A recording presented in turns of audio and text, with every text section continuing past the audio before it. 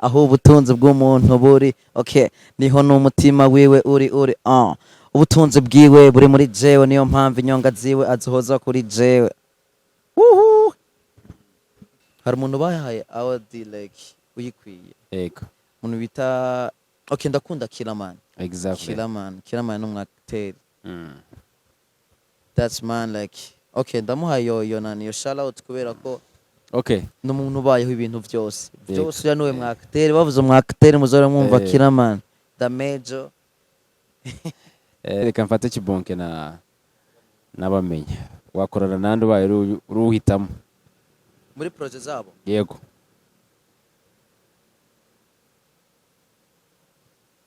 ko bincanze okay ndatekereza ko gukorana n'abamenya ni byiza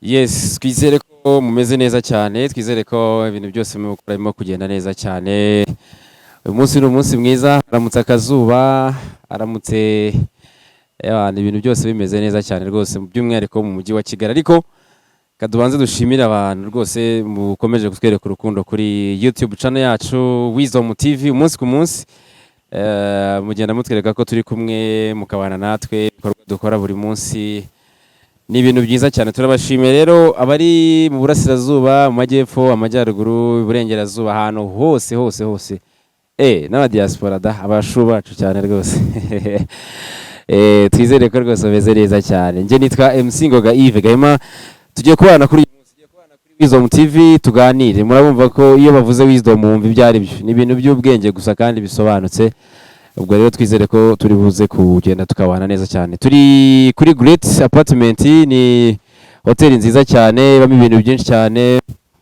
ibyo wifuza ibijyanye no kurya ibijyanye no kunywa ibijyanye n'amaroom ushobora kuza ukaharuhukira mufite abakunzi nababwira iki so niyo turi kumwe rero turi buze kubana muri kino kiganiro cyacu kugira ngo nibo batera nkunga bakuru dufite Fred Image ni abantu bagufotora neza cyane amafoto meza cyane handi umuntu ashobora gufotora ifoto iyo foto rwose ikaba ari urwibutso ukazajya uhora uyibona rwose urumva ko rero bagufotora neza cyane nandi babikubwira ko turi Great banza batuzane n'icyo kunywa mbere yuko nakira n'umutumirwa rwose mutumirwa niwe wa mbere nuko agafanta kameze neza cyane uyu munsi rero turi n'umutumirwa sindi bumubabwire yitwa Promise Gakire ntago mubabwira araza kubibwira niko bimeze Prome oui ntago nakuvuze ndagira ngo wivuge bakwita nde witwa nde hari igihe ubaza umuntu ngo bakwita nde kandi ugasanga wenda hari izina rindi bamwita amazina yanjye nitwa Gakiza Promesse amazina niswe n'ababyeyi gusa papa wanje ejo bundi hari akandi kazina yambwiye ntahora nzi kitwa Handi ni izina maze igihe kitari kinini ndarimenya ariko ubuzima busanzwe bwo mu kazi ka acting n'ibindi kuri Sam Joshua yeah wowe se muri ayo mazina yose ukundiri of course you know Promesse okay ubwo ngubwo nta wundi muntu se ujya kwitira indi zina ritari ayo ngayo what do you mean bro tanguye byawe oya ntago turi buze kubivugaho okay mwabyumvisha rero ko ari we turi kumwe mu kiganiro uyu munsi turi buze kuganira turaza kuganira ku ngingo zigiye zitandukanye turi muri sinema nyarwanda turi tugenda turebera hamwe ndetse n'ibindi bisanzwe bigiye bitandukanye tugenda tuganira Prome reka twitangiye twiganira ibintu bisanzwe nta kibazo ubundi uri umwana wa kangahe mu bantu muvukana okay mu muryango iwacu ndi umwana wa kabiri yego umwana wa kabiri mu bana bangahe mu bana batanu yego uzi se ikintu Bibiliya ivuga ku bana batatu wa kabiri umukurikiyeho na Bucura. Ukunda gusoma Bibiliya? Mpamakuru karancitse kandi ko ndumusoma. Okay. Bibiliya ivuga ko imfura aba ari umutegetsi. Nuvuga ngo niyo mpamvu uzajya wumva bavuga ngo imfura ingana se. Aba ari umutegetsi, hahandi umuryango ushobora gufata umwanzuro wakavuga ati oya. Ni umutegetsi kuko nyine ni umuntu ukomeye cyane. Umukurikiyeho rero bamwita umutabazi. Umutabazi cyagiye ubona umuryango ibintu byanze, ibintu bitameze neza, abana hari wenda nk'abantu bakodesha arandi rodagiye kubirukana ko nagize gute abahaye amafaranga. Uwa kabiri aba ari umutabazi. Uwa gatatu aba ari umujyanama. Ugendereye no mu bantu muvukana ushobora gusanga ibyo bintu birimo. Aba ari umujyanama, ashobora kuvuga ati dufite gahunda iyi n'iyi, reka tukubaka. Ariko azavuga ati oya, atinze umugiye kubaka wapereka tubigenze gutya na gutya. Kuri abo bantu batatu nicyo Bibiliya bavugaho: umutegetsi, umutabazi n'umujyanama. Urumva rero ko uri kiri umutabazi, so ukeneye gukora cyane rero kugira ngo nyine ibyo bintu bizagende neza cyane. Hakaza n'undi wa nyuma Bibiliya itagikunda kuvugaho bita Bucura. Bucura nta kintu rwose Bibiliya igikunda kumuvugaho uretse ko iyo akoze ibintu byananiye abo bantu bose navuze cyangwa se bakuru be nibwo bamugarukaho. Urumva rero wowe ko ugomba gukora cyane, sibyo? Katwigire mu bintu rero bisanzwe mu buzima busanzwe. Tugire muri no mihanda turebere hamwe. Wigeze ukunda naho?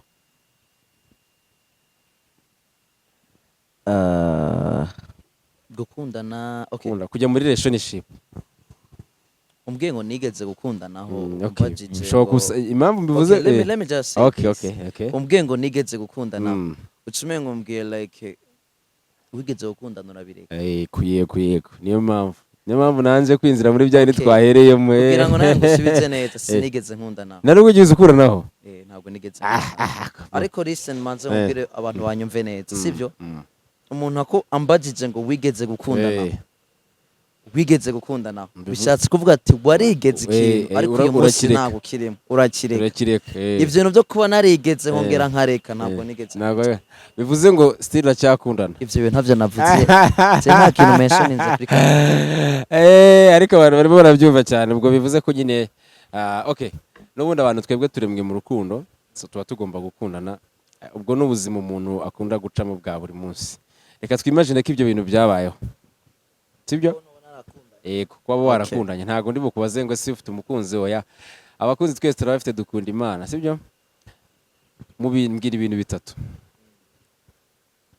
ukunda gukora iyo uri muri relationship in terms of romance.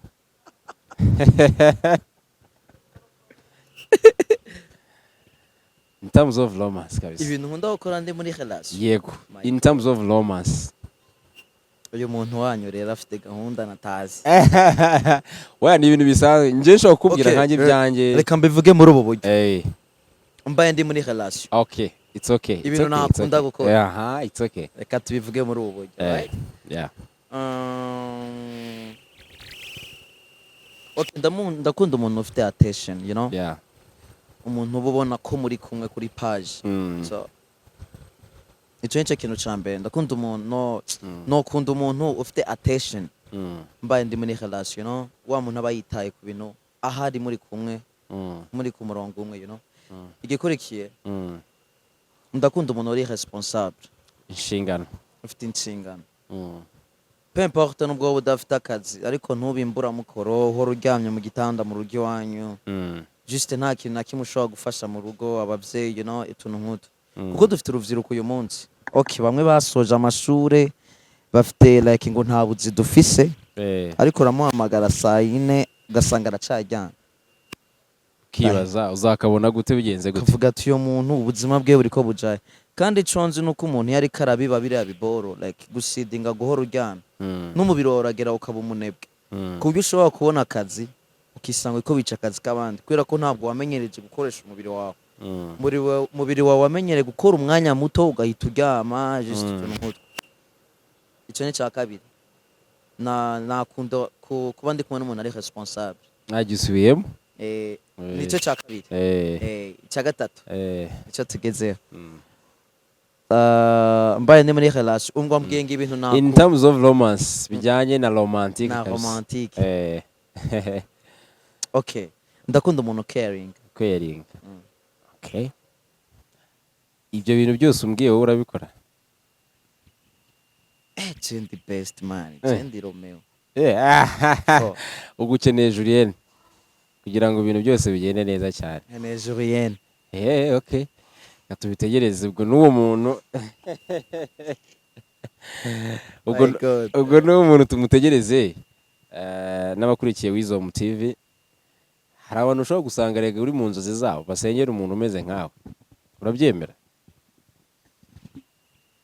Okay, ese prome turakiganira utuntu dusanzwe mbere yuko tuninjira no mu bindi bintu. No problem, I'm here. Umukobwa ashobora ku approachinga akakubwira ko agukunda ukemera ko mukundana?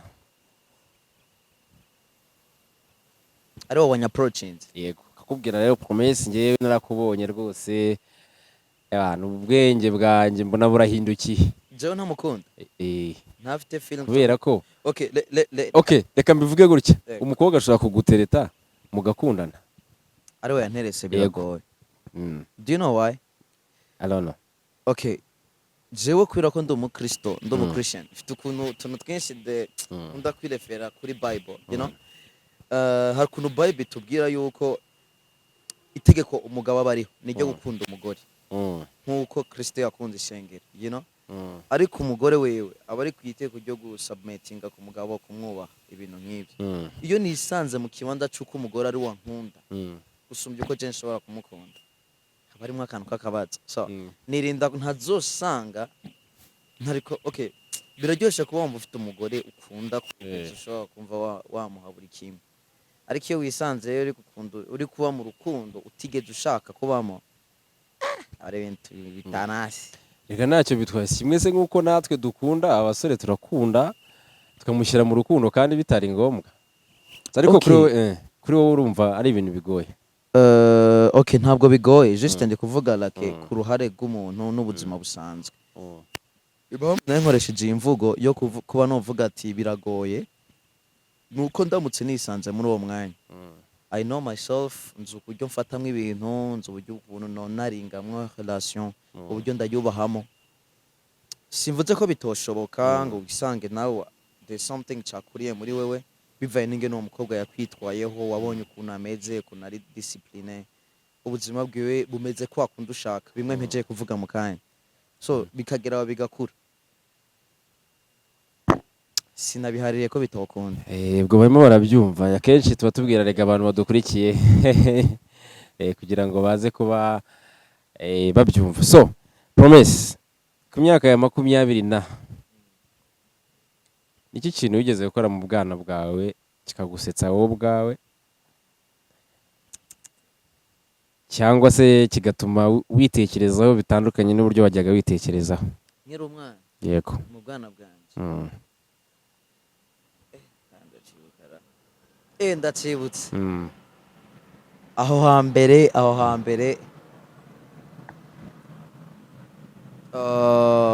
turi ahantu hari urusaku rwinshi. babihangane, twe duturiye ku kibuga cy'indege, turi ikibuga cy'indege, twarashyize turi abakire, bihangane rwose na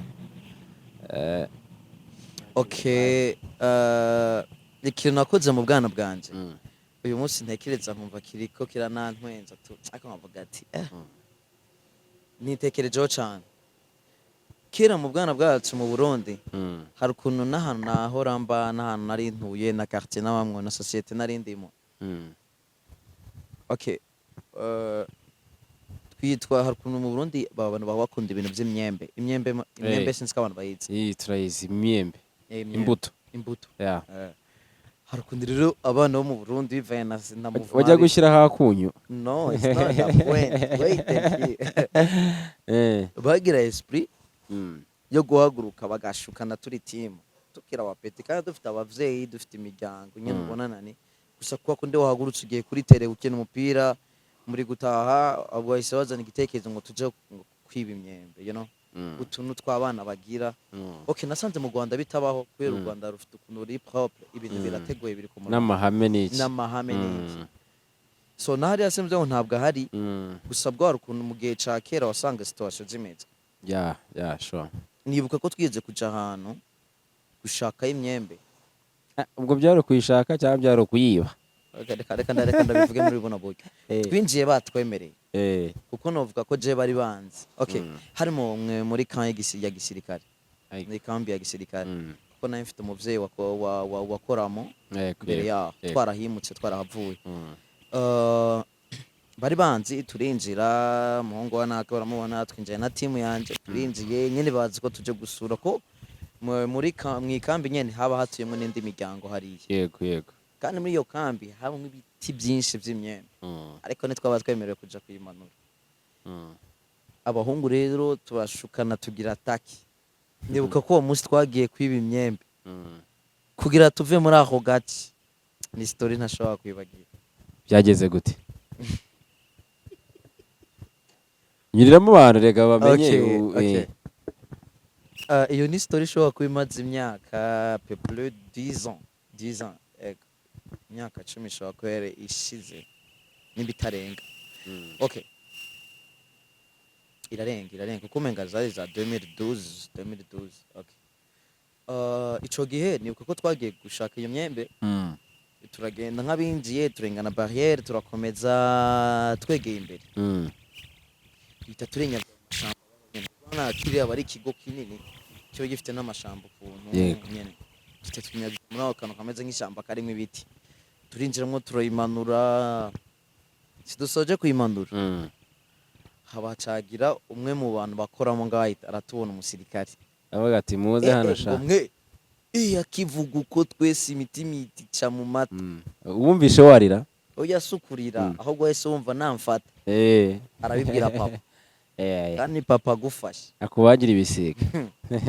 Deza abona agufashe kwikambi rya gisirikare mwese murahatse ibintu birabera. Uwo munsi nibuka ko twaciye mu tuntu mu Burundi batwita nimba rutunyabu sinzi. No tuntu tutwatsu camwe dufite amahwa. Turadukata. Uco gena okay. Ikintu nibuka uwo munsi no kuru nafashwe niyo esprit yo kuja gukora ivyo bintu mu buryo butari seriye tutabiteguye. Twe tuvyokina umupira. So hama mu gutaha duhita tuja muri ivyo bintu birangira. Nisanze muri iyo risk yo guca muri ayo mahwa. Ubwo bona mfise uwo munsi. Kuko okay dufite nari mfite vie kandi aracahari nta muze ngo yego. Nari mfite vie wagira nani. Ico gihe nta blague yagira. Yumvise ivyo bintu vyabaye. Yarakubaza uburyo okay nta kibazo caba gihari mu rugo. Wabuze iki? Kugira uje mu bantu bakorana. Umuhungu wawe twamufasha ari kwiba imyembe komo ntibisobanutse ibyo bintu. Naragize ubwoba ku buryo natashe tukirengana ducitse umpore wa musirikare kuko twarice duca muri utwo tuntu turanyerogera ko twari abana baba sportif bumva twiruka nk'inkana. Turacika tumaze kugera imbere. Nibuka gene nicaye hasi muri kinani nakata. Akwiye kuri umuntu ahemagira ku bwoba bwamurenze. Ntabwo wayibagirwa. Hari icyo yakwigishije twese ubwo ni ubuzima tuba twaranyuzemo mu butoya abantu bagenda bakura zamuka. Hari ibyo nanjye nakoze munsi nanjye nzicara imbere ya Wisdom TV nkababwira life journey yanjye yuko nzababwira byinshi n'urugendo noneho utubwiye nyine uko byagenze tubwira ku rugendo rwawe ikintu utajya wibagirwa ikintu wakoze noneho cyiza noneho icyo ngicyo cyasaga nk'aho kiri negative. Chiza. Sekora byinshi ndabitora gute. Ubwana bwawe utajya wibagirwa basi. Cyangwa se ababyeyi bagushimira ati Prome kabisa you deserve it. Thank you so much. Okay. Ngiye kuvuga muri buno buryo. Ikintu ciza nawe narakoze mu buzima. Nico guhitamwo kubukomeza. Ayo mahitamo ndayashima cyane. Okay, impamvu ndayashima reka mvuge muri buno buryo abantu batantahura cyangwa se bisobanuke. Uyu munsi Promesse I'm Christian. Yeah. Kandi ahantu nakuriye no kuba nkiri uwondi uyu munsi. Ni ikintu novuga ko cari kigoye. Yego. Nabaye mu nkambi y'impunzi, you know. Ahantu hari hagoye kuba uri umusore ariko nkakomeza kuba ndiwe. Uyu munsi generation yanje n'abandi bantu bamwe bitwa ba papa ku myaka yanje n'abari munsi yanje abandi bitwa abandi barafunzwe abandi byagenze uko ico kintu abavyeyi banje na papa yego yarakimbwe mu buryo bwo kunshimira wati warakoze kuba waruriwe yarakoze kuba imfura rwose ni wajya gusamara kuko kugeza n'uyu munsi usibye we yigeze kunyapproaching ubushize arambaza ikibazo atigeze ambaza mu buzima baza ko ntigeze numva n'ukubeshera uri muzima yambwiye ati ndashaka kumenya amakuru yo mu kazana vipi bimeze bite byibuze menye ko mu myaka kuko yabonye nta sinigeze mba mu tuntu like two gukubagana two gukubagana cyane ndamutse ndani kumwe n'abantu like babajama banje mbonye utuntu tuhava tuntwara mu mafuti kuko ntabwo nufata abantu runaka baba bameze nk'abankuriye ukuntu tuba turi kumwe cyangwa se tuba turi mu kigero kimwe ngo ngire mbabwire bari abantu bagera mu 8 canke 7 ngo babuze gukora ikintu naho biragoye iki stofata decision yawe gatwe kavuga ati jewe n'uwondi we nahonja naho nerekeza I cannot do this shit. Bivuze ngo ubuzima bwawe buhaye icyerekezo cyiza kandi gihamye umurongo ugomba kugendera nicyo kintu wishimira n'ababyeyi bakishima. Okay, sinovuga ngo like kuko impamvu ze uko kubondi we n'abantu tubana mu buzima bwa buri munsi barabikubwira like like umuntu ari real like wa muntu atarimwo benshi ndanavyikundira ukuntu meze ukuntu akunze kwivangavanga ngo numve ngo mbaye babiri uyu n'uyu kiretse iyo ndi muri filme bakambwira ngo basama ibyo nakazi ako kanya mpita mva kuri promesse ubundi sama just abari mu kazi nabwo yego. Yes, mwabyumva cyane turacyari kumwe rero na Promesse tugenda tuganira ku rugendo rwe ndetse n'ibindi bintu bisanzwe twanyuze mu bintu bigiye bisanzwe kugira ngo tugende tuganira ndetse n'abakurikiye Wisdom TV kugira ngo bagende bumva nyine se umuntu dukunda umuntu dufana ni muntu ki ese hari gihe sometimes abantu baba dukurikiye bareba n'ibyo dukora umuntu aba yavuga ati icyayi Imana nkazaba nka runaka kandi utazi ubuzima nyine aba yaranyuzemo ugasanga rero iyo wumvishe ubuzima nk'ubwo uravuze ati ahubwo nje noneho nakora gute cyangwa se byagenda gute kugira ngo basi ubuzima yanyuzemo mburenzeho cyangwa se n'ubu udafite ubuzima bwiza akavuga ati reka ngendere mu murongo we nanjye hari ikintu byazamfasha sibyo. Uvuze ko uri umukristo wakijijwe ryari?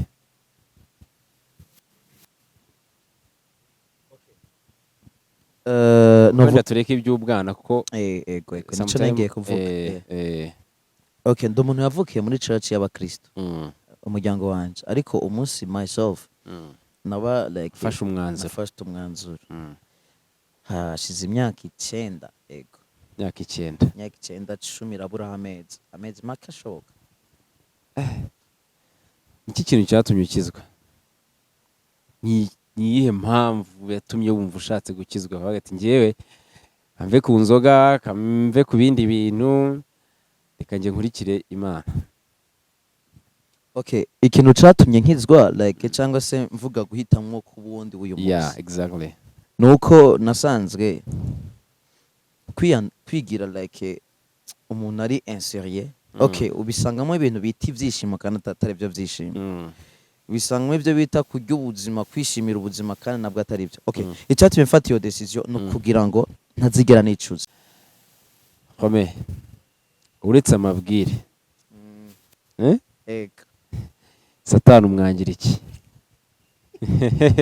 Okay, Satani mana yanje novuga gute mwangira iki? Uretse amabwire abantu ahubwo ati Satani ni umugome, Satani ni mubi. Ariko by the way uvuze Satani mitanibuka kantu nige numvise ahantu banze kambwire aho kantu numvise nakantu ntarinze kandi gafite ukuntu kankosoye ukuntu ndebye ukuntu societe zo muri imisi zimeze numujama yavuze ati ngo kera papa ngo yahora mbwira ko Satani atari nani like cyangwa se ukuzimu atari kibanza runaka ariko ukuzimu n'ubundi bwoko bw'abantu n'abandi bantu runaka exactly tekereza iryo jambo umuntu avuze ukuzimu n'abandi bantu okay nza gutahura ko yavuze ngo bive n'ukuntu abantu yabanye nabo abantu bamuhemukiye ubuzima yakuriyemo yaciyemo yego abantu bamukora amafuti byatari so yavuze ati ukuzimu buriya n'abandi bantu kuko na okay reka tureke kubijamo so far it's okay gusa ikintu ushobora kuvuga kibazo kiti uretse amabwire Satani umwangira iki koko? Uretse amabwire Satani umupfiki? Satani n'umubeshi Imana uradusobanurira kugira ngo abakurikiye Wisdom na Satani arabesha byatari. So impamvu mvuze ko Satani icyo dupfa ari kubera abesha. Satani ashobora kubesha umuntu ko ameze neza atameze neza. Gute so ubona nk'uyu munsi hari igihe ushobora kubona umuntu w'umujanki yabaswe n'ibiyobyabwenge ubona ko nta buzima afise, ariko waje kumubaza bakakubwira ko afite ubuzima, ari uwo muntu wa danje juste abafite n'ukuntu batekereza ko nta n'ikintu cyo bahagarara imbere. none ushobora kubona umuntu ukabona ko arimo Satani, nkamubona ko arimo Satani. iyo mpano nawe ufite Oya reka nuko abantu tugira kumenya gutandukanye. Niyo mpamvu nyene impamvu mvuze ngo ko arimo Satani si ikibazo cyo kubanani, si ikibazo cyo kuba umuntu afite Satani muri we. Buriya nasanze nta n'uburenganzira Satani aba afite bwo kuba mu muntu, ahubwo umuntu yakira mindset za devil muri we, like kumva nyene ko like kuko abantu benshi ukuri barakuza ahubwo baragukwepa bakumva ivyo binyoma vya Satani. Niyo mpamvu umuntu ushobora kumureba Jesse nshobora kuvuga umuntu ngarimwe Satani tugatureba umuntu kweri ari mu nzira itari nyene urugikomeza rero kumubesha tu agikomeza kinsobanurira buryo Satani umupfiki koko. Okay. Satani cyo dupfa kwandane nkuko nenda kubwiye. Satani dupfa nuko ari umubeshi. Devunu arakujya frappe ya danje.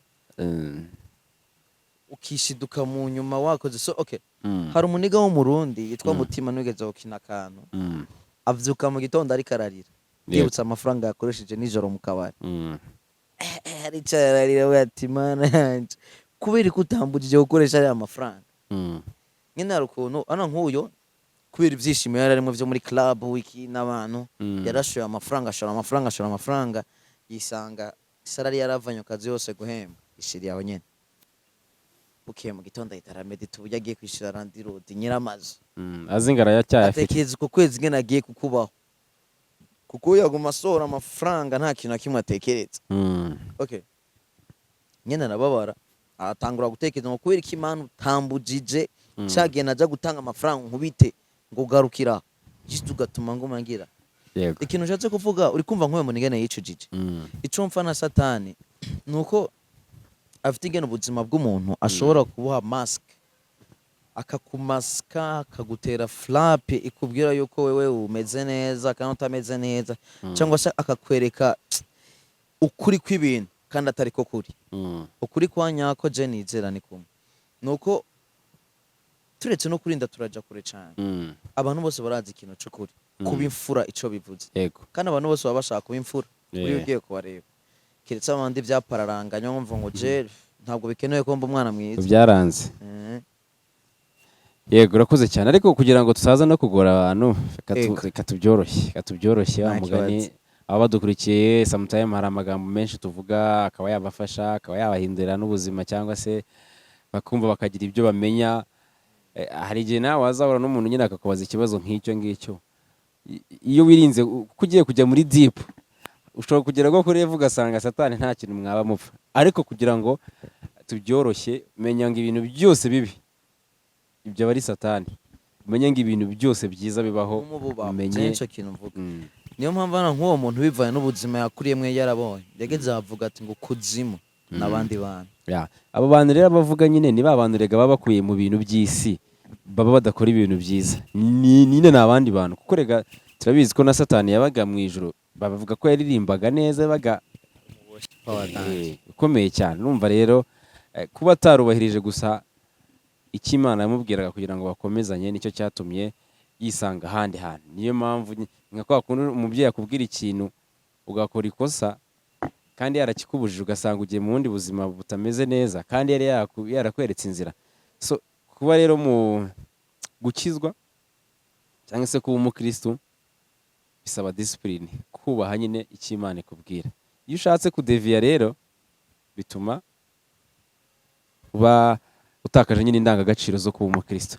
Anyway, nago ndi umwigisha nakaba kanyuzemo gusa kugira ngo tugende tuganira tungurane n'ibitekerezo turebere hamwe. Nakubwiye tuba turi kumwe na Fred Image bagufotora ifoto nziza cyane.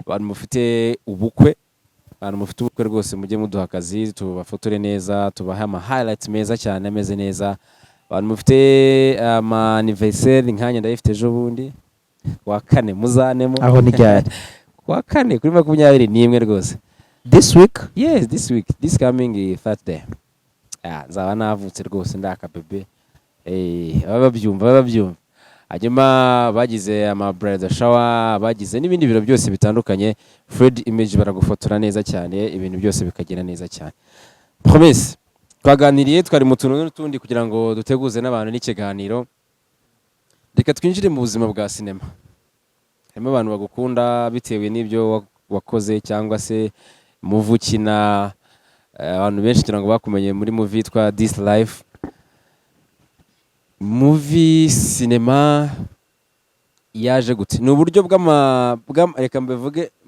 mu kinyarwanda sinzi niba uri bucyumve ni uburyo bw'amacinda cyangwa n'impano yawe wisanzemo ituma ugomba kujoininga cyangwa ujya muri sinema reka ubanze zikuremo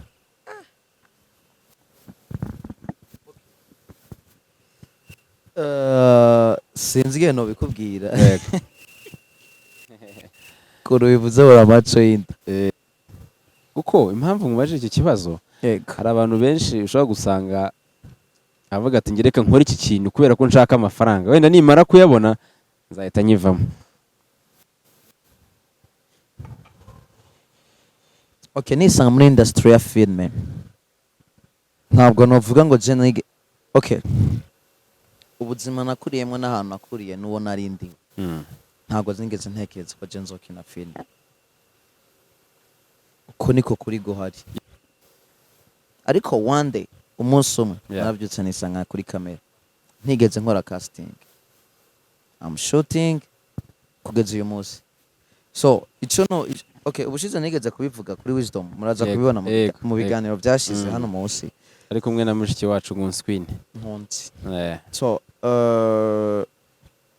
hari ikintu kiba kiriho mu buzima bwawe man sinzi geno bivuga tu ukumva just cyo kintu kiba gihari kandi kiragufinding kirakurondera ku buryo no gushobora kugikwepa je ntabwo nigeze nibona uyu munsi ibintu babitera vyaguka yego ku buryo okay the story mezuko jewe byatangiye nkora akantu k'agateatre muri mu ndirimbo yego twa tuntu bakora mu ndirimbo tumeninga amajambo bariko baravuga mu ndirimbo juste muri ubwo buryo aba director bakoze iyo ndirimbo barabibona babona ukuntu tugakoze yego bahita baramvugisha imeze uko dufite projet ya movie ubwo urumva ingene biza hahita hashira nk'amezi nk'atandatu uri kumva ivyo bintu amezi atandatu simaki igice cy'umwaka yego numvaga byanyu byararenganye kandi ubwo urumva ufite ubundi buzima urimwo bwa buri munsi wirukanga nyuma y'ico gihe nibwo nakiriye call muri Around Me series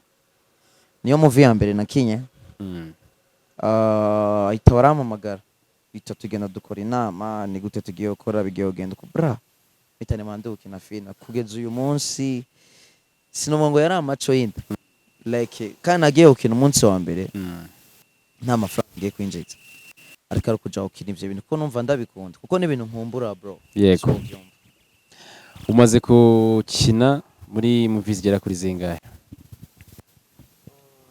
this time hari movies zibiri zimaze kuja hanze kandi ziriko zirakora hano hanze neza zirimo zitwara neza cyane yego reka twigire muri This Life mufite abantu mwakinanye cyangwa se mwakozemo nyine acting mwabanye muri ubu buzima muri ubu buzima nako yitwa This Life nyine ni ubu buzima tubayemo ngira ngo ni nicyo mwashaka kwerekana bitewe n'uburyo director nyine yayanditse ufite abantu ndashaka umbwire umuntu bita Angeli so umukobwa uretse umuntu bita Angeli n'umuntu bita Jessie what is the difference gushobora kubatandukanya gute bari abantu muri This Life no okay urabanza umbwire muri This Life mu kazi unambwiye no mu buzima busanzwe kugiye kunyohereza mu buzima bw'abandi none it's okay ntacyo bitwaye ni Yesu turimo muri this life Yego. so as nkuko nabivuze ubushize muri this life narakunze Angel byatari so the reason why nkunda kuvuga kuri wa mukobwa yadukonye dufite director mwiza n'ababibonye barabonye story kuntu yari imeze still n'ahantu iri kiraja ibintu biragutse cyane so mbonera kubwira abantu ko we come again twagarutse kandi so get ready mugiye kongera kudutamo so impamvu navuze kuri wa mukobwa yankomye yego it was the first time so on the screen and like on camera ari gukora biriya bibora so yabikoze neza cyane ku buryo twese twayicara tuko turamura bati bro namuha high five yabikoze neza turabizi ko gushutinga bari akazi kagoye so biba bigoye no ko umuntu yaguha one take biba bigoye gukora akazi nk'aka kanjeri kuko bose barabonye akazi yari afite ukuntu yari karagakora kugira utange one take uvuga biriya bintu kandi biriya bintu atari byo ukora atari byo uvuga mu buzima busanzwe like Angel yambaye isura y'undi muntu atari we wanyawe exactly that's why mvuga turazi none you did great ku buryo nanje mvuga ati biriya bintu iyo babimpa nari kubikora ariko ntabwo byari kunyorohera iyo ubonye umuntu rero wakoze ibintu nk'ibyo avuga ko ari fresh Kisha nawe Kisha ni umwactrice mwiza ari we Jesse muri movie yanjye mukunda kumwita Kisha tumwita Kisha kubera ko muri niko namumenye muri Maya nawe novuga ko nawe ari umwactrice mwiza yabikoze neza muri this life nta kosa nawe mwongera mwarayibonye tuno twose twari class okay mbere yuko tujya wenda mu buzima busanzwe uburyo bameze okay reka tubanze mu buzima busanzwe twumvishe Angel cyangwa se turamubona uburyo akina ndetse na Jesse ese mu buzima busanzwe n'abantu bameze gute umuntu bakunda ashaka kumenyaho mu buzima busanzwe bameze gute buriya reka nkubwire impamvu hari igihe abantu baba star sibyo ushobora gusanga mu buzima busanzwe muri muva ashobora gukina ari undi muntu atandukanye no mu buzima busanzwe muri muva ashobora gukina ari umwana mwiza mu buzima busanzwe atari umwana mwiza cyangwa se agakina ari umwana mubi ariko mu buzima busanzwe ari umwana mwiza so ni rihe tandukaniro none ry'abo bantu muri movie ndetse no mu buzima busanzwe okay sinzi I'm sorry to say this gusa bazoza kuri wisdom yego bagomba kuza tukazaganira tuzobishaka so bazigaye ngo tuzobishaka oya tuzabikora ni just kugira ngo bazobahe story yagutse kuko je hari ibintu byinshi nashobora kubamenyaho kuko je tuzinanye mu kazi si byangeli kuko twaba turiho dukina byegeranye cyane muri this life mu episode ya mbere wasanganye no mu buzima busanzwe twagumye turi in touch n'uyu munsi tuba turi in touch you know cyo navuga kuri Angel impamvu mushimira sana Angel muri filme yakina nk'umuntu ukomeye sana umuntu utagira amarangamutima nyene nta mikino ko nta mikino agira yanakwirasa yanakishira mu kintu ariko so tuvuze mu buzima busanzwe ni emotion guy you know ariko muri filme ibyo ntibyabaho straight nta mikino wamuzana ukamukuse puff okay mwabyumvishe promesse ko abafata ni abana beza ni abantu beza aha ni amarangamutima agiye rero kujyamo ubaye ufite filime ushaka gukora ufite aba actress babiri ufite Angel ufite na Jesse sene ushaka cyangwa se rero ushaka kubaha yose ari imwe nirinze kuvuga ngo kuko bari kunsubiza ukambwira ngo byaterwa na sene na role cyangwa iki ninde wafatamo ngo agukinire muri iyo projet don't go far you know and of course okay ndabivugeho okay reka abantu banabyumvishe ariko impamvu tuba tuzanamo gutya ni ukuganira ko nanjye yarankomye ndi muri icyo gisata ariko nanjye yarankomye si ukuvuga ko wenda na Jesse utagira ariko ni uko nyine urumva no muri no secteur tubamo hari umuntu nyine ubuzi ko agomba kuba arusha undi nyine uvuga ati uyu muntu babikora neza ni Umuntu ibisanzwe agusumbya ni ibisanzwe. iyo ni compliment kimwe nuko ubwira umuntu uti wambaye neza wowe muri kumwe ntabwo wambaye neza yego dufite Travel ndetse na Big Man wowe urabazi cyane uragenda n'abanyibutsa mu mukinana ni Tash bona abantu bameze gute? Yes, those nigga like abo bajama ni inshuti zanje bose like twarakoranye Trevor twakoranye muri projet zose zo nakubwiye izo filme zose yego twahuriye muri This Life twari turi kumwe no muri Around Me. Tashuwe twahuriye muri This Life yonyene ariko bose kuko bari abantu tuba tubanye nka famille tuba turagenda tukamenyana tu. So icyo novuga nuko Trevor man is a good one. It's a good one. Trevor nabonye abantu benshi nawe baragiye bamugarukaho kubera acting ye umuntu mwiza cyane gutanga compliment ntacyo bitwaye abantu batazajya bagira ngo n'urwango cyangwa se ni ikindi kintu iyo umuntu akoze neza arabihemberwa. Anyway ngiyewe ku giti cyanjye uzabanshimirire ngenda bareba ndabakunda abo link y'ikiganiro exactly n'abana beza narabakunze tujya tunahura muri Gen Z hamwe nk'abasuhuza harimo abana benshi pe wenda we bose ntabwo nakwibuka amazina yabo ariko barahari hari ukina ari muri umuna wa Jesse hari undi mwana Sheila hari undi mwana nawe w'inyinya w'amafosete bose ndabazi harimo n'undi utuje rwose bamenye bamwita Copine Hasha imbere nk'umu from ntabwo ndi bubitinde bose uzabansurize n'umwactrice mwiza mu bantu ni kuri bose uzabansurize rwose umuntu akwiye nko kubicaza ahantu agasangira nk'agakoko kano muri Gurete nibyo ni projet. So ubu ngubu umaze kutubwira ko yagarutse mwari mumaze iminsi musa nkaho muri mu karuhuko, so mugiye kongera mutangire projet cyangwa murakomerezaho mwari mugejeje ariko n'ubundi intera ari imwe? Okay, ko yasoreje turahibuka. Ego ntabwo nzi uburyo nshobora kubimentioninga bino bintu kubivuga ariko icyo nababwira nuko team ya This Life twagarutse mu kazi, we are working ariko icyo turiko turakora bagume baciteguye kigiye kuza as soon as possible. Meze neza. Okay, ntabwo mvuze ngo ni iki canke ni iki, bashobora kubona continuity cyangwa se bakabona something new, but get ready. Usubije nk'umuhanga ushobora kuvuga ibintu ugasanga umuntu ahise acika intege kandi aho ni sawa cyane. So ikintu nshaka kubaza, hari abafana baba bashaka kureba ahantu murimo kwa actingira cyangwa se murimo gukina, ese biremeye ko umufana ashobora kuhagera akaza akareba uburyo bwo gukora cyangwa ntabwo biba byemeye kuko hari abantu baba bafite amatsiko yo kubabona? Okay, jewe iminsi yose nabaye muri shoot kuri set turi gukora.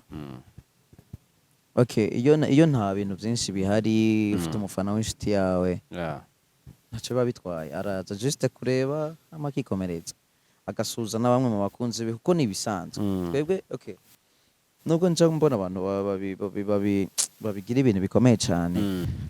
Okay, no, ni ibintu vyiza turabishima Imana ko ufite abantu bagukunda. Yego, buriya filime yanyigishije ibintu byinshi, yanyigishije kubona abantu, kumenya abantu, ariko shaka kwibutsa yuko birasanzwe n'abo bantu babikora bumve ko ari ibintu bisanzwe, ntibakigera abantu bari hejuru ngo birangire batangiye kugora abana.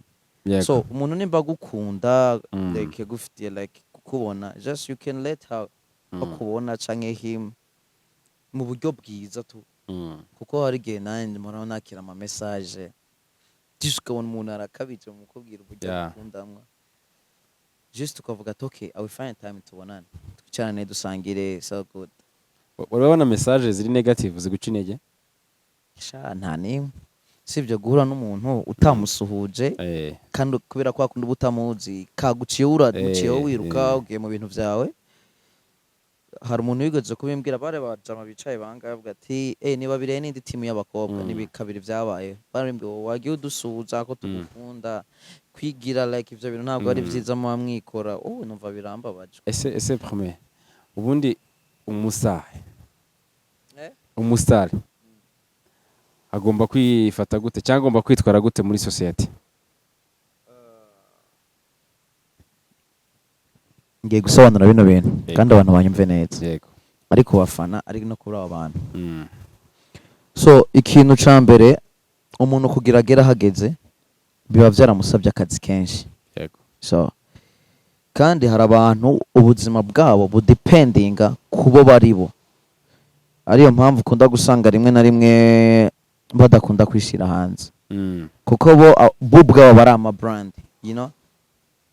Gusa nk'umusitari ikintu mba numva nimba ntaco vyokwica mu ku buzima bwawe cyangwa ku kazi kawe cyangwa se ku mikorere yawe yose.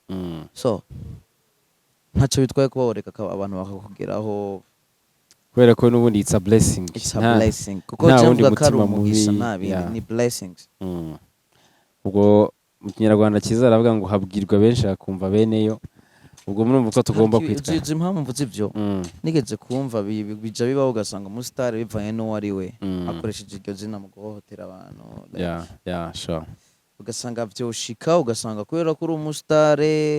Okay, for example, mfite nk'abakobwa bashaka bambwira ko bashaka kuza kundeba, you know.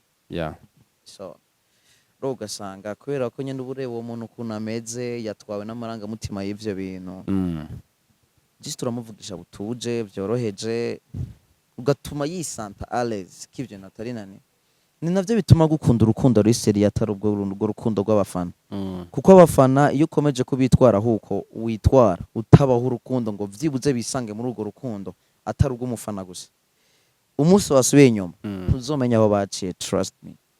Ariko iyo ubabaniye neza nk'umuntu bakunda binatuma birangira urwo rukundo ruhise rugira imizi rubona ahantu rushinga bigahita byoroha. Like nk'umustar ukaba wabona akanya kuganiriza abaturage, like nk'umustar ukaba wabona igihe cyo kuvuga ati nateguye something ku mugoroba duhure abantu ba hano muze duhurire hano twicare dukora akagoroba ka kuno twigishanye like ibintu bijena development, you know, y'ubuzima bwacu y'igihugu muri ubwo buryo. Yego. Ngaye ngo kumwabyumvisha turimo turagana ku musozo. Twahise twagiye mu bintu biri sere cyane ariko nibyo byiza twatangiye tuganira si ibintu bisanzwe biraho mukanya turaza gusoza uri no muririmbyi uraza kuba turirimbira twumve n'indi mpano rwose ufite ko tuza kuba ntabwo ndumuririmbyi ntabwo ndabizi nakiririmba ku giti cyawe urabisokoza uko byogoshe ntacyo bitwaye sibyo se. Mbere yuko dusoza noneho sinema nyarwanda urabona okay reka ndeke kukikubaza kaneka kugisura mu bya byose harayivuye hari nahigeze imaze kugenda itera imbere biradusaba gukora cyane biradusaba izindi imbaraga. Vision yawe wowe ni yihe muri sinema?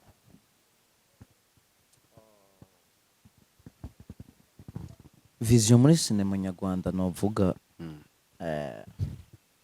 nuko nshaka yuko okay if you got wishes ko nazibona like ndahanda abandi bantu bageze bano bantu bari hejuru cyane bakina movie kandi okay ndafite n'izindi dreams ndafite one of the like y'ikintu mba facing nshaka kuzokora mba nshaka kizogirira akamaro societe like mu buryo bwagutse kandi kiba gifite ukuntu kicegeranye n'uburyo bwa movie so bikunze bikagenda neza mbashaka kuzibona ndi umuntu wo hejuru cyane komeye kandi maze gutera imbere.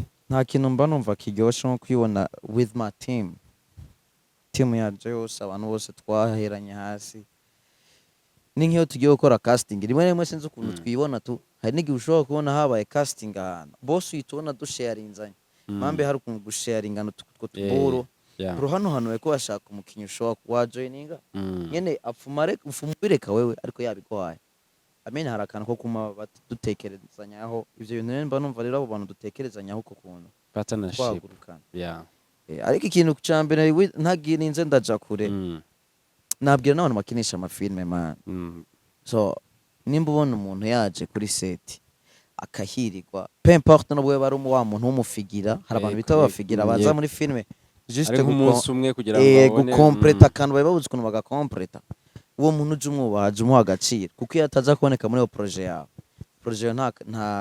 nta kintu yari kuza kugeraho kano kanya hari ikintu cyari kuba kiri ku misingamo kandi ico kintu ni ikintu wari ukeneye. So icyo novuga impamvu mbivuze niko numvise ko hari abantu baba bakinisha amafilme batishura abakinyi imana. Yeah, sure. Kandi umukinya aba yaspending the whole day on set. Anashaka nayo gutera imbere, ashaka gutera imbere encore. Kibi igihumbi kimuhe. Kimutera imbaraga yo kuvuga ngo reka nkore cyane ejo nzabone bitanu. Apana kwishyura transport ya 700 cyangwa 800 uragenda kugura ivyo bintu uzanyura ari. Umuntu ashobora no kuza n'amaguru arega ariko akagera ku cyo yifuza kuba yakora. Akagera ku cyo yifuza kuba yakora. So iyo umuhaye like iyo ugize ikintu umwereka kimuha like so appreciation. Kambwira ati kamushimira hamukamana something to ashobora gutahana nawe akavuga ati niriwe mu kazi. Kuko kuriya kuntu ubu vyita akazi nawe niko yaraje mu kiraka mu kazi. Cyo kumubwira rero ngo nkwa okay ushobora kugira gahunda ukavugana n'abantu before ukavuga ati je nta kintu mfise tugiye gutangira project nijya bizogenda uko mugasinya nayo ko bintu bizogenda uko nyuma y'iki gihe. Yico gihe kigeze ibintu vyarariye ugahita ukomeza ukitwara uko aba ari ibintu vy'ubushiti. Urakoze cyane ushoreje ku ijambo ryiza. Ubwo abari muri ino sinema tugira ikintu bita ubufatanye nibwo tuzatera imbere. Kumbe ushaka kuzamuka wenyene si fresh.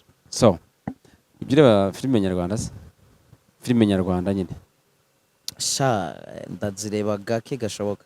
Ni bande bantu ukunda muri ino sinema bakina movie? Okay man standukanye comedy na film. Ndavuga film pana comedy. Atari comedy. Kuko ubushize byaraducanze gutanga ama award. Bira bifite ukuntu byapararanye. Okay ni ibintu bibiri bitandukanye ubundi. Okay ku bagabo ku bakobwa ku basi hose mfatemo umuntu umwe muri bose. Vuga uti oya gusa of course ndashaka kuvuga kuri kino kintu. Hari umuntu bahaye award like uyikwiye. Yego. Umuntu bita okay ndakunda Kiraman. Exactly. Kiraman n'umwacteur. That's man like okay ndamuhaye yo nani yo shout out kubera ko okay n'umuntu ubayeho ibintu byose. Byose yanuwe mwacteur bavuze umwacteur muzora mwumva Kiraman. The major kwiyenza n'ibiki byose. Kwigira ikigoryi kwigira ntuzenya. Uriya muntu afite ibintu byinshi yakora je ntokora. Trust me. Yeah, sure. Umuntu wemerana biba ari byiza. Okay. Dufite Kiramani, dufite Kibonke, dufite Bamenya. Bandi harya bwo bari muri filime bamaze kugenda reka mfatire kuri abo.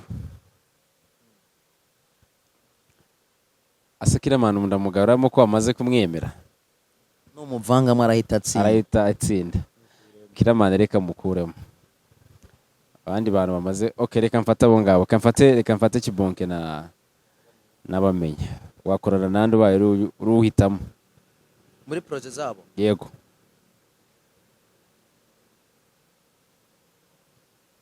Ko bincanze. Okay. Ndatekereza ko gukorana na Bamenya ni byiza. Yeah. Yego. Urakoze cyane. Hanyuma reka ikibazo ngiye kubaza ni icyanyuma kandi ni cyiza. Impamvu kiganiro cyacu tuba tugira ngo yaba umwana yaba umuntu mukuru yaba inama yaba ibitekerezo yumve ko hari icyo byamufasha hari naho byamugize. Dufite ubuyobozi bwiza hano mu Rwanda. Ego. Dufite n'abayobozi batureberera by'umwihariko no mu bijyanye na sinema yacu. Dufite na minisitiri rwose udushinzwe utuma twishima. Rwose ubona ko hari itafari rikomeye cyane mu gushyira kuri sinema nyarwanda ndetse n'umuziki muri rusange. Hari ahantu rwose irimo yaba guhura n'abasitari bakaganira akabereka uburyo bagomba gukora ibintu byabo neza ku murongo n'ubundi buryo butandukanye. Ubona wowe ubaye ugize amahirwe yo kuba minisita ushinzwe urubyiruko cyangwa se iyi industry turimo ya movie cyangwa se umuziki muri rusange entertainment. Ubona ari irihe tafari washyiraho ubona wenda rishobora kuba ritari ryajyaho? Okay. Hari ikintu maze iminsi ndi kubona rero. So mu minsi ishize maze iminsi ndi guhura n'abantu like bakora bino bintu bya entertainment, abahanzi, abakinnyi b'amafilme n'abakinisha amafilme. Okay nkabona ingene the beginning it is somehow like so difficult.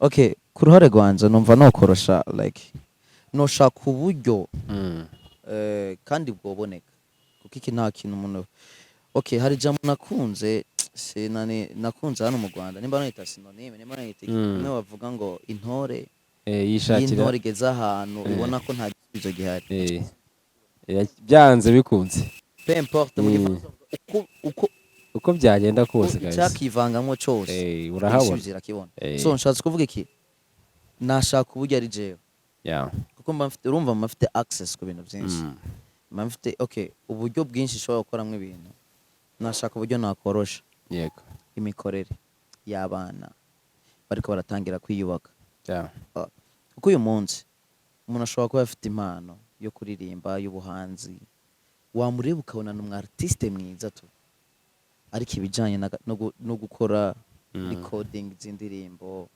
shooting z'ama videos kugira soza ibyo bintu akubwira urugendo aba yarakotse rurerure cyane ibaze ko uyu munsi wo ugenda umuntu ukamwumva ari umuntu wa danje waja ku okay mwaganira afite projet yo gushutinga ukumva okay uwo mwana ni umunyeshuri yego yiga muri kaminuza no muri kaminuza waja kureba gusanga ariko abona bourse like ariko yiga kuri bourse amafaranga bamuha just yo kwishura rento turi niki yagirirwa amahirwe agahita asanga n'umwana utuye ahantu mu rugo rw'umuntu ayo mafaranga bamuha bayamuha nyuma y'amezi runaka agahita atekereza ni story nigeze kumva y'umuntu ugahita wumva uwo muntu ayo mafaranga yise atekereza ko bari yari buze kujana mu muziki yego ayo mafaranga ko byagenda kose ku muziki wo mu Rwanda ahantu getse nta kintu na kimwe yo kumana nta cyo gufasha kuko ugira ukora umuziki bigusaba timu yagutse ingana uko just ugira utanga ikintu ciza abantu bazokunda so ikintu novuga kubijanye n'imikorere yo muri entertainment aba yari ikintu cyoshoboka no kwiga uburyo bwo korosha imikorere yabo like kuko uyu muntu atangirira hasi biramuvuna cyane gusumbya abandi nabonye ukuntu bigoye reka tugushimire cyane ko kimwe mu bintu nakunze mu kiganiro twagiranye uri honete uzi kuganira kandi ni byiza ntacyo bitwaye ese ntabwo uri buturirimbire wapike bari kunshinja uretse gukina movie indi mpano ugira ni iyi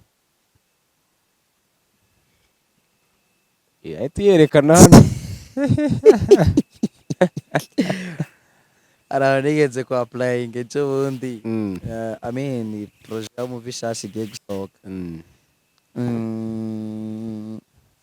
bambaza ngo like talents mfise bitabirancanga okay ibintu ndabikunda ntabwo mba like novuga ko mba mbizi okay ndakunda ibintu bijanye na music kuririmba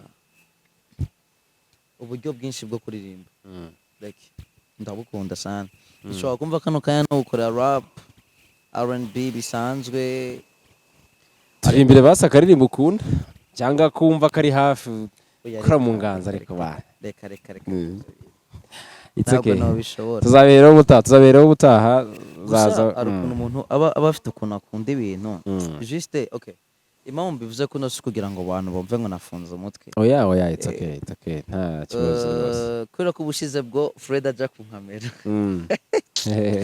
ndiko rero yisanzuye ndi kuri kamera hariya nsanga yagafashe Fred ahita agashira mu kiganiro ndakwishe ariko nyene biraryoshe ni byiza muzike ni nziza cyane ndayikunda okay reka ngushimire cyane kubwo ikiganiro cyiza twagiranye hano ni mu rugo n'ubutaha uzagiza tuganire ibintu byose bigende neza cyane so Instagram yawe abantu bashaka kureba ibikorwa byawe bashaka kukureba bashaka no kureba kugira ngo nejo nawe tuzavuga ndakuzi ndagufana nkusuhuze ni okay Instagram yanje ni promesse rendue ni promesse rendue barayibona yego n'umusore utuje wambaye t-shirt ya Lacoste y'umweru na marinette uberwa na costume compliment rega ntacyo zitwaye murakoze cyane na zindi mbuga nkoranyambaga se ni TikTok ni promesse rendue nyene nabwo ni ibintu okay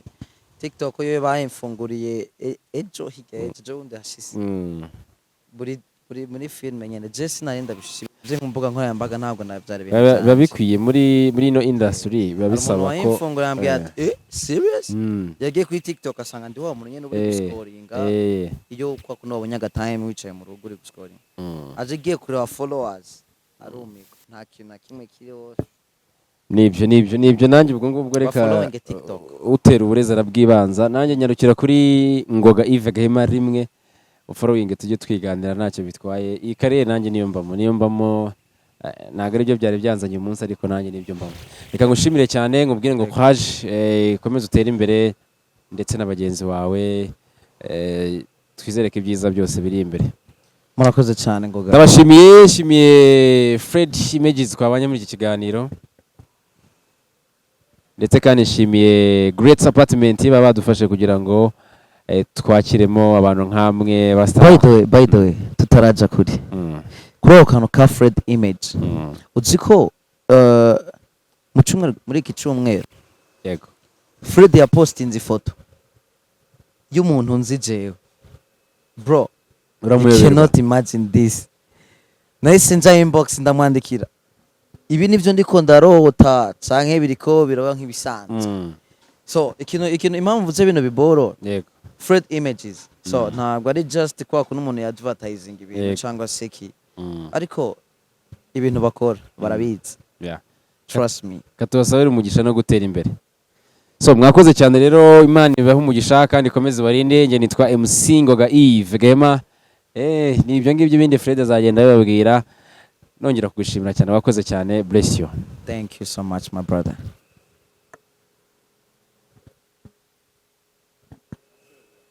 bless you guys we love you so much okay